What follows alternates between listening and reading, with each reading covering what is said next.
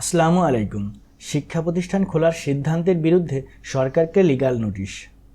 তো শিক্ষা প্রতিষ্ঠান বন্ধের বিষয়ে সরকারকে লিগ্যাল নোটিশ দেওয়া হয়েছে। তো এই বিষয়ে আজকের ভিডিওতে বিস্তারিত আলোচনা রয়েছে। ভিডিওটি না টেনে ধৈর্য সহকারে দেখুন। করোনা মহামারী নির্মূল না হওয়া পর্যন্ত প্রথম শ্রেণী থেকে অষ্টম শ্রেণী পর্যন্ত অনলাইনে নিয়মিত পাঠদানের পাশাপাশি যদি খুলতেই হয় তাহলে সপ্তাহে একদিন সামাজিক দূরত্ব বজায় রেখে সশরীরে পাঠদানের অনুরোধ জানিয়ে সরকারকে আইনি নোটিশ পাঠানো হয়েছে। বৃহস্পতিবার 9 সেপ্টেম্বর রেজিস্ট্রি ডাকযোগে প্রাথমিক ও গণশিক্ষা সচিব, মাধ্যমিক ও উচ্চশিক্ষা সচিব, কারিগরি ও মাদ্রাসা শিক্ষা সচিব সহ 6 জনকে লিগ্যাল নোটিশ দিয়েছে সুপ্রিম কোর্টের আইনজীবী খন্দকার হাসান শাহরিয়ার।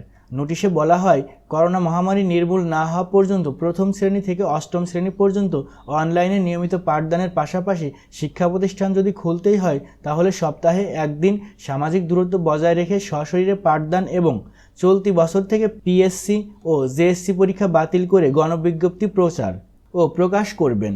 নোটিশে আরও বলা হয়, শিক্ষা প্রতিষ্ঠান খোলার কারণে যদি কোনো শিক্ষার্থী, অভিভাবক, শিক্ষক কিংবা কর্মকর্তা কর্মচারী করোনায় আক্রান্ত হন তাহলে সরকার পক্ষ থেকে বিনামূল্যে তাদের চিকিৎসার ব্যবস্থা গ্রহণ এবং প্রাণহানির ঘটনা ঘটলে উপযুক্ত ক্ষতিপূরণ দেওয়াসহ উক্ত পরিবারের দায় সরকারকে বহন করার গণবিজ্ঞপ্তি প্রচার ও প্রকাশ করতে পদক্ষেপ গ্রহণ করবেন।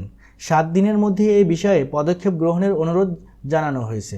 অন্যথায় হাইকোর্টে রিট করার কথা নোটিশে উল্লেখ করা হয়েছে। তো প্রিয় শিক্ষার্থী বন্ধুরা, উল্লেখিত বিষয়ে আপনাদের মতামত কি কমেন্ট বক্সে জানিয়ে দিবেন এবং পরবর্তী ভিডিও পেতে চ্যানেলটি সাবস্ক্রাইব করে পাশে থাকা বেল বাটনটি বাজিয়ে দিবেন।